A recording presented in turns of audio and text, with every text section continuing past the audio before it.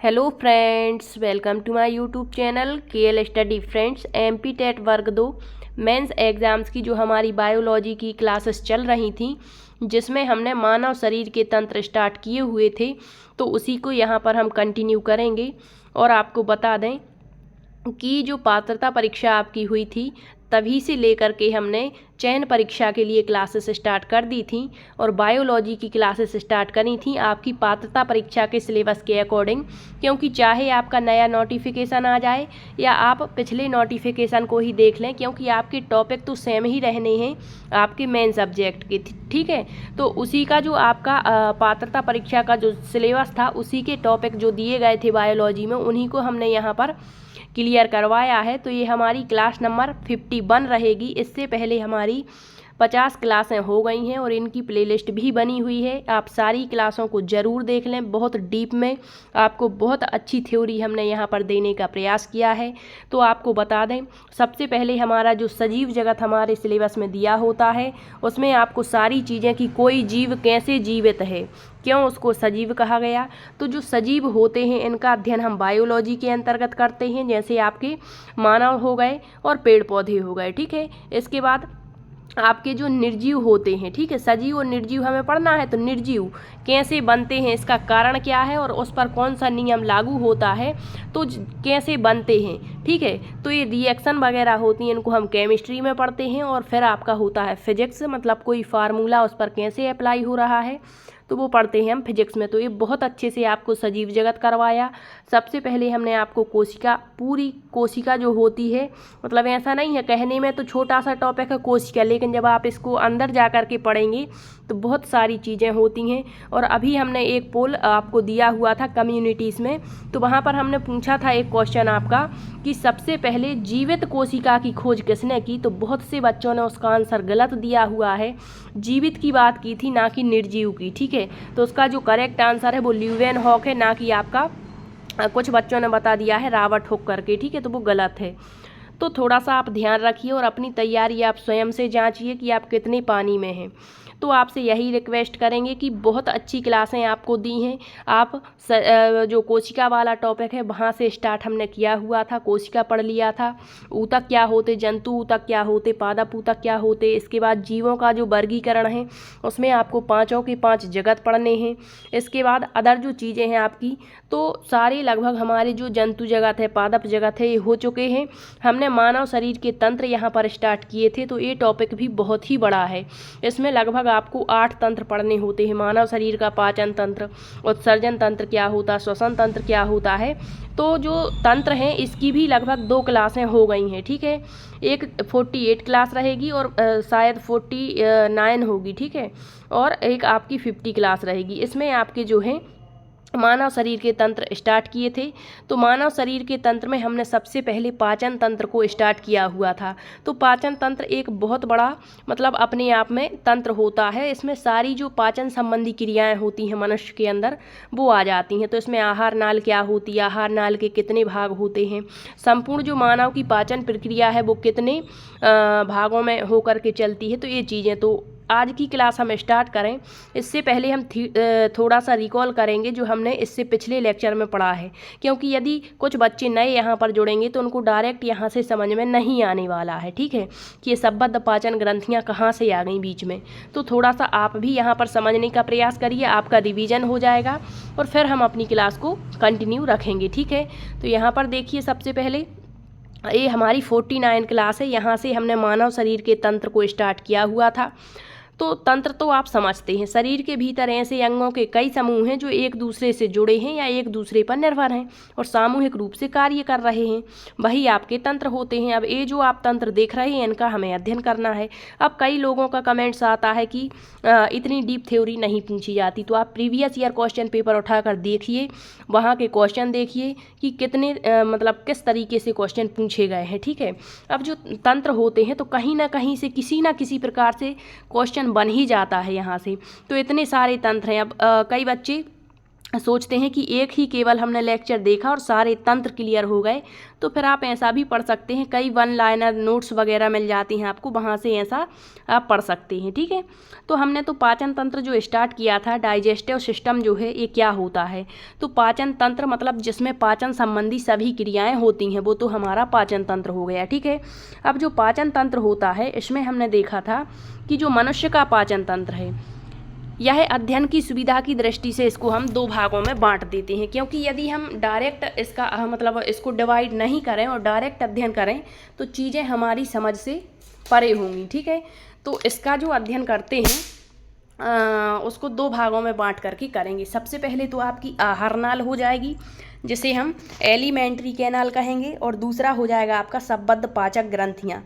तो जो आज का हम नया लेक्चर स्टार्ट करने वाले हैं उसमें यही पढ़ना था हमें, हमारी संबद्ध पाचन ग्रंथियों को लेकर के। तो सोचा कि पहले आपको ये सारी चीज़ें एक बार रिकॉल करवा दें ताकि आप इसको समझ पाएँ। तो जो मनुष्य का पाचन तंत्र है उसको अध्ययन की सुविधा की दृष्टि से कितने भागों में बांट लिया हमने, दो भागों में। ठीक, सबसे पहले आहार नाल हो गया और दूसरा हो गया आपका संबद्ध पाचक ग्रंथियाँ। इसका मतलब है कि जो आहार नाल के माध्यम से आपका भोजन मतलब आमाशय में पहुँचेगा, या फिर वहाँ अनेक जो रस होते हैं, जठर रस हो गया, ठीक है, इसके बाद अग्नाशयी रस आकर के मिलते हैं, तो ये संपूर्ण प्रोसेस आपकी छोटी आंत तक पूर्ण पाचन हो जाता है। और फिर जो आपके पाचन में जो ग्रंथियाँ मदद करती हैं वो कौन कौन सी हैं उनको हमें इसके अंतर्गत पढ़ना होता है। जैसे लार ग्रंथियाँ हो गई, ठीक है, इसमें 3 प्रकार की ग्रंथियाँ होती हैं। फिर आपका जो है यकृत क्या कार्य करता है आपके पाचन में, यकृत से आने वाला जो रस होता है वो कौन सा होता है, ये चीज़ें हमें इसमें पढ़नी होती हैं। ठीक है, तो सबसे पहले तो आप समझिए पाचन, आप समझ गए क्या होता है पाचन तंत्र, मतलब पाचन संबंधी जितनी भी क्रियाएं होती हैं वो पाचन तंत्र के अंतर्गत होंगी। फिर पाचन तंत्र को अध्ययन की सुविधा से कितने भागों में बांट देते हैं हम, दो भागों में। एक तो आपका आहार नाल हो गया और दूसरा हो गया संबंधित पाचक ग्रंथियाँ। अब देखिए आहार नाल क्या होती है, तो थोड़ा सा आपको बता दें फिर से कि जो आपके कशेरुकी जंतु होते हैं। अब कशेरुकी जंतु क्या होते हैं, तो कशेरुकी मतलब जिनमें रेड ब्लड सेल्स पाई जाती हैं, आरबीसी जिनमें उपस्थित होती हैं, या फिर आप ऐसा भी कह सकते हैं कि जिनमें आपके रीढ़ की हड्डी पाई जाती है, वो कशेरुकी जंतु होते हैं। तो ऐसे सभी कशेरुकी जंतु जो हैं उनमें जो आहार नाल होती है वो किस आकार की, तो आपको हर चीज़ का आकार याद रखना है कि छोटी आंत किस आकार की होगी, यकृत का आकार कैसा होता है, और कौन सी चीज़ मनुष्य के शरीर में कहाँ पर स्थित है, यहाँ से क्वेश्चन बनते हैं। ठीक है, तो आहार नाल कैसी होती है, लंबी होती है, कुंडलित नलिका के जैसी होती है। अब इसका जो मुख्य कार्य आपको बता दें, भोजन के लिए एक माध्यम का कार्य करती। जैसे हमने भोजन ग्रहण किया तो मुख में गया भोजन, फिर मुख से जो आपकी एक ग्रंथि होती है, ग्रंथि कह दें या नाल कह दें, जिससे आहार नाल कहेंगे, तो मुख मान के चलिए हमारा मुख है, और यहाँ से जो भोजन इसके अंदर से जाता हुआ फिर कहाँ पहुँचता है, आपके आमाशय में पहुँचता है। तो यही होती है आपकी आहार नाल, और यह कैसी होती है, तो लंबी होती है और कुंडलित नलिका के जैसी होती है। तो यह कहाँ से शुरू होती है आहार नाल, मुख से शुरू होती है और कहाँ तक जाती है, आपके गुदा अर्थात एनस में समाप्त होती है। ठीक है, अब देखिए मनुष्य के आहार नाल के भाग याद रखने हैं। इसके प्रमुख 4 भाग होते, कौन कौन से, एक तो मुख गुहा जिसे बकल कैविटी कहेंगे, ग्रास नली, ओसोफेगस, आमाशय, स्टोमच और आंत। ठीक, अब इसके बारे में हमने आपको बताया था मुख गुहा क्या होती है, तो सबसे पहला आहार नाल का भाग आपका मुख गुहा ही होती है, और यह एक दरार के समान रचना है। तो जब भी हम भोजन ग्रहण करते हैं सबसे पहले कहाँ जाता है, आपके मुख में जाता है। अब मुख में कई चीज़ें होती हैं आपकी, एक तो जो मुख का ऊपरी भाग वो तालू कहलाएगा, इसके बाद जो जीभ है, जीभ में मतलब कहाँ से कौन सा स्वाद आता है ये आपको बता दिया। फिर दांत होते हैं जो भोजन को चबाने का कार्य करते हैं, ये आपको बहुत अच्छे से बता दिया था। दांत के प्रकार बता दिए, कृंतक का क्या कार्य होता, रदनक क्या होते, अग्र चवर्णक, चवर्णक क्या होते हैं। ठीक है, फिर इसके बाद हमने दंत सूत्र आपको बताया था। फिर दांत के बाद क्या आ गई आपकी ग्रास नली, ओसोफेगस जिसे कहते हैं। तो मुख गुहा मतलब भोजन मुख में गया, और मुख में क्या स्थित है, लार, लार से जो लार ग्रंथियाँ होती हैं वहाँ से जो लार है वो भोजन में मिल जाती है, और फिर जो है लार ग्रास नली में पहुँचती है। ग्रास नली भी एक लंबी नली जो आमाशय में खुलेगी, इसकी दीवार पेशी और संकुचनशील होती। जब भोजन ग्रास नली के अंदर जाता है तो जो दीवार होती है उसमें संकुचन और शिथिलन होने लगता है, इसी को क्रमानुकुंचन कहते हैं। और आप क्वेश्चन पेपर उठाकर देखिए पिछला प्रश्न पत्र, तो उसमें ये क्वेश्चन पूछा गया था। ठीक है, क्रमानुकुंचन क्या होता है। ठीक है, अब इसके बाद देखिए हमने सेकंड लेक्चर में पढ़ा था पाचन तंत्र में, ये तो हमने पढ़ लिया था कि आहार नाल के कितने भाग होते हैं, 4 भाग। कौन कौन से? मुख गुहा, ग्रास नली, आमाशय और आंत। ठीक है। अब यहाँ पर जो भोजन के पाचन की प्रक्रिया है पूछ लेता है इनकी स्टेज कितनी होती है, अवस्थाएं कितनी होती हैं। मतलब जो हम भोजन ग्रहण करते हैं तो भोजन ग्रहण करने से लेकर मल परित्याग की जो क्रिया है वो कितने चरणों में होती है, तो 5 चरण इसके होते हैं। याद रखिए, सबसे पहले भोजन को मुख में ले जाना अंतःग्रहण होता है, फिर भोजन का पाचन होता है, पाचन मुख से ही शुरू हो जाता है और संपूर्ण पाचन कहाँ पर हो जाता है, छोटी आंत जो होती है आपकी, वहाँ तक पाचन चलता है। फिर इसके बाद अवशोषण, मतलब जो भोजन होता है उससे रक्त का जो है कुछ भाग अवशोषित कर लिया जाता है। फिर स्वांगीकरण और मल परित्याग। ठीक है। तो अंतःग्रहण, भोजन को मुख में लेना, फिर पाचन होता है। अब जो पाचन होता है इसमें बहुत सारी चीज़ें होती हैं। सबसे पहले लार मिलती है भोजन में, फिर लार से जो 2 एंजाइम निकलते हैं, टाइलिन होता है एक, तो एक लाइसोजाइम। तो ये एंजाइम आपको याद रखनी है, यहाँ से क्वेश्चन बनता है आपके। एक तो लार में एंजाइम हो गए, इसके बाद जो जठर रस होता है उसमें भी आपके एंजाइम होते हैं, फिर आपका अग्नाशयी रस है उसमें एंजाइम होंगे, और छोटी आंत से 6 एंजाइम रिलीज होते हैं। तो इन एंजाइमों को आप कहीं एक जगह पर नोट कर लें और इनको बार बार पढ़ेंगे तो आसानी से याद रह जाएंगे। ठीक है। तो लार में 2 एंजाइम होते, लाइसोजाइम, एक लाइसोजाइम एक टाइलिन। तो जो टाइलिन होता है या भोजन में जो मंड उपस्थित होता है उसको किस में बदल देता है, माल्टोज में, और जो लाइसोजाइम होता है यह हानिकारक जीवाणुओं को नष्ट कर देता है। फिर आपका भोजन कहाँ पहुँचता है, इसके बाद आमाशय में आ जाता है। अब आमाशय आप देखिए कहाँ स्थित है, उदर गुहा में बाईं ओर स्थित है। फिर इसकी जो लंबाई है वो दी गई है। फिर आमाशय में जो भोजन है वो कितने समय तक रुकता है, 4 घंटे तक रुकता है। फिर इसके बाद आमाशय का अगला भाग कार्डियक, पिछला भाग पाइलोरिक होता है, और इसके जो बीच का भाग होता है दोनों के, वो फुंडक कहलाता है। फिर आहार नाल जो होता है, इसमें जो आहार ग्रंथियाँ होती हैं, आमाशय ग्रंथि, उससे जठर रस निकलता है, और जठर रस निकलता है। इसमें 3 प्रकार की जठर ग्रंथियाँ होती हैं, एक तो श्लेष्मा, एक अम्लजन और एक जाइमोजन। तो यहाँ पर जो भोजन होता है पहले कैसा होता है आपका, क्षारीय होता है, और जैसे ही इसमें हाइड्रोक्लोरिक अम्ल मिलता है तो भोजन कैसा हो जाता है आपका, अम्लीय हो जाता है। ये भी याद रखिए। अब यहाँ पर जो हाइड्रोक्लोरिक अम्ल होता है उसका कार्य दिया गया है कि यह जीवाणुनाशक का कार्य भी करता है।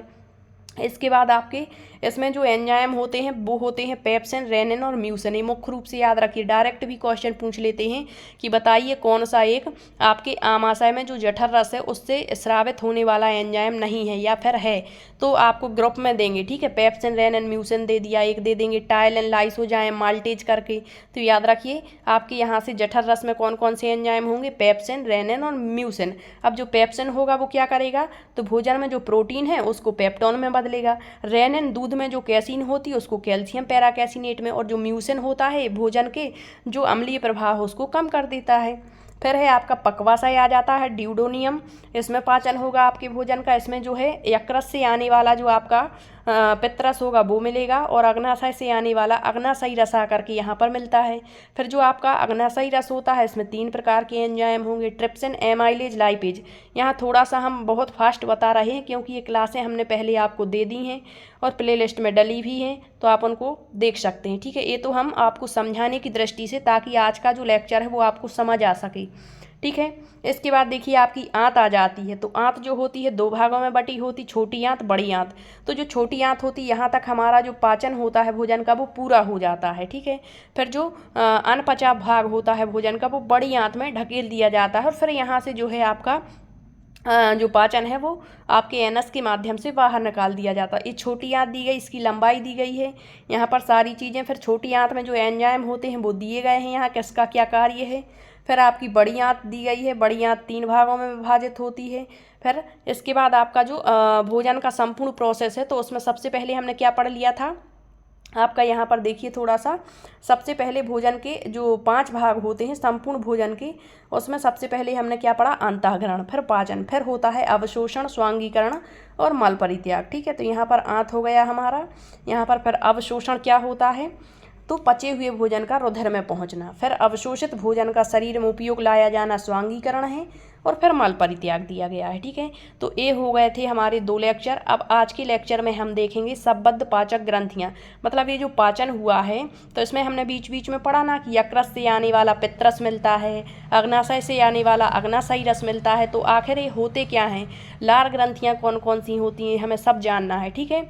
तो देखिए आज की क्लास में हम पढ़ेंगे आपके संबद्ध पाचन ग्रंथियाँ, या ये कह सकते हैं कि पाचन में भाग लेने वाले प्रमुख अंग यहाँ पर पढ़ने हैं। ठीक है, तो आहार नाल अर्थात जिसे हम क्या कहते हैं एलिमेंट्री कैनाल, इसके 4 भाग आपको बता दिए थे। ठीक है, अब जो आहार नाल से संबंधित ग्रंथियां जो भोजन के पाचन में मदद करती हैं वही पाचक ग्रंथियां हैं, डाइजेस्टिव ग्लैंड्स हैं, और यह 2 प्रकार की होती हैं।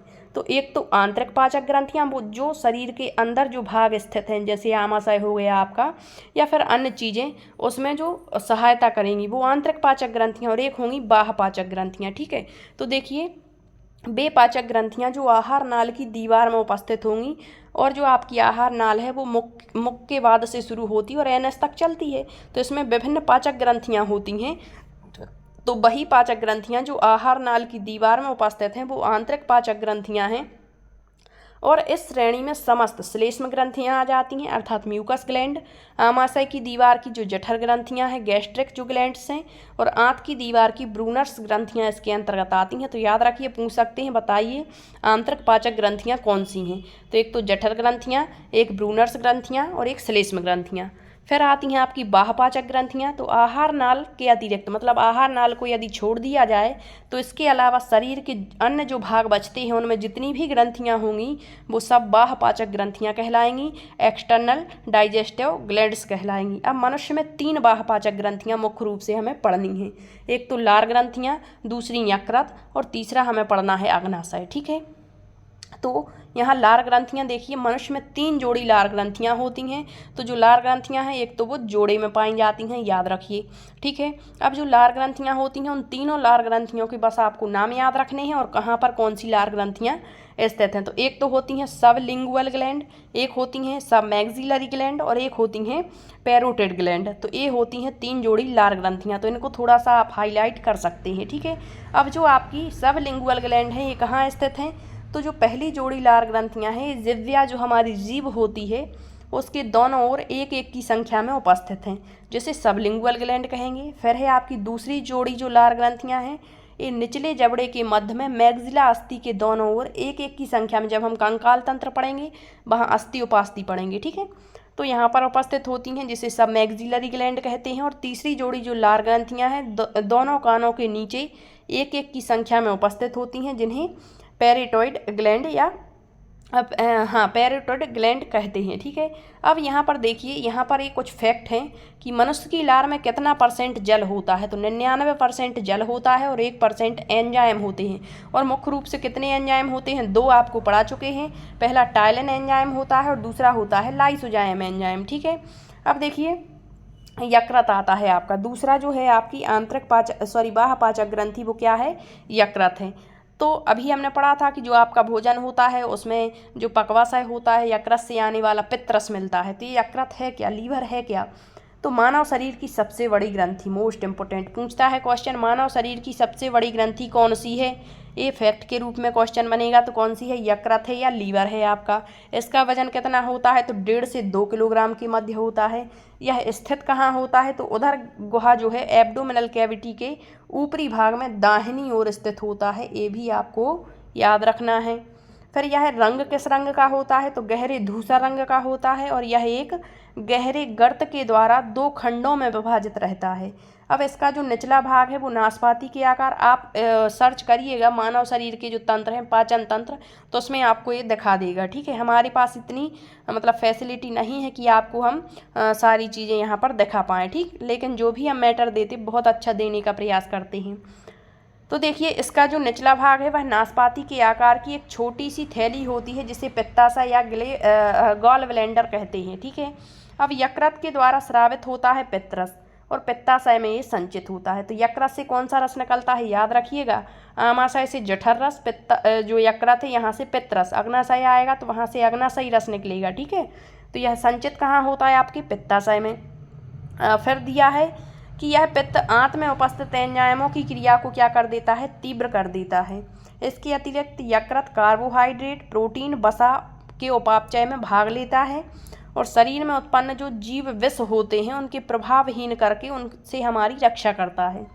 अब यकृत प्रोटीन के उपापचय में भाग लेता। सबसे पहले याद रखिए, आपके प्रोटीन हो चाहे कार्बोहाइड्रेट हो चाहे वसा हो, तीनों के उपापचय में सक्रिय रूप से भाग लेने वाला आपका कौन सा पाचक ग्रंथि है, वो है यकृत। ठीक है, अब जो प्रोटीन है इसके उपापचय में सक्रिय रूप से भाग ले रहा है और प्रोटीन विघटन के फलस्वरूप उत्पन्न जो विषैली अमोनिया गैस होती है इसको यूरिया में परिवर्तित कर देता है। फिर यकृत प्रोटीन की अधिकतम मात्रा को कार्बोहाइड्रेट में परिवर्तित कर देता है। फिर दिया है, आपको ऐसी कहानी टाइप से नहीं पढ़नी है, आपको अच्छे से याद रखना है। ठीक है, बहुत इंपॉर्टेंट चीज़ें आपको दे रहे हैं। फिर दिया है, यकृत जो है कार्बोहाइड्रेट उपापचय के अंतर्गत ग्लाइकोजन का निर्माण और संचय करता है। फिर भोजन में जब कभी भी वसा की कमी हो जाती है तो जो यकृत है वो कार्बोहाइड्रेट के कुछ भाग को वसा में परिवर्तित कर देता है।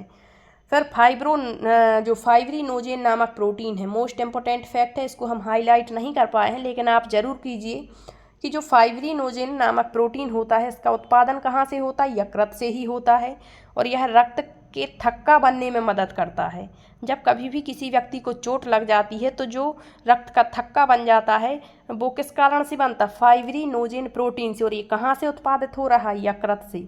फिर एक होता है हेपेरिन पदार्थ, यह भी एक प्रोटीन है और यह भी यकृत से ही उत्पादित होता है और यह शरीर के अंदर रक्त को जमने से रोकता है। ठीक है, यदि ये नहीं होता तो शरीर के अंदर रक्त जम जाता, लेकिन उसको जमने से रोकने का कार्य कौन करता है, हेपेरिन प्रोटीन, और ये कहाँ से उत्पादित होती है, यकृत से। मृत जो आरबीसी होती हैं, रेड ब्लड सेल्स होती हैं, उसको नष्ट यकृत के द्वारा ही किया जाता है। तो जो आरबीसी हैं उसको नष्ट किसके माध्यम से किया जाता है, आपके यकृत के माध्यम से ही उसको नष्ट किया जाता है। और लीवर में जो है आपके यकृत में तिल्ली जो होती है उसको ब्लड बैंक भी कहते हैं। फिर दिया है, शरीर के ताप को बनाए रखने में मदद करता है आपका यकृत, लीवर। ठीक है, फिर भोजन में यदि किसी व्यक्ति को जहर देकर मार दिया गया है तो उसका यदि कारण जानना है कि इसको भोजन में जहर दिया था तो इसकी जांच भी हम यकृत के माध्यम से कर सकते हैं। यकृत एक महत्वपूर्ण सुराग माना जाता है। ठीक है, तो आज के सेशन में हम इतना ही रहने देते हैं ताकि आप चीज़ों को अच्छे से कवर कर पाएँ। इसके बाद नेक्स्ट सेशन में हमारा बच जाता है यहाँ पर पित्ताशय। मतलब पित्ताशय क्या होता, पित्त क्या होता, पित्त से क्वेश्चन बनते हैं कि पित्त किस रंग का होता, किस प्रकार का द्रव्य है, क्षारीय है या अम्लीय है, इसमें कितने प्रतिशत आपका जल होता है पित्त में। ठीक है, पित्त की प्रकृति कैसी होती है ये पढ़ना है। फिर अग्नाशय हमें पढ़ना है। मानव शरीर की सबसे बड़ी ग्रंथि जैसे आपकी यकृत है तो उसी तरीके से मानव शरीर की दूसरी सबसे बड़ी ग्रंथि आपकी अग्नाशय पैंक्रियास मानी जाती है।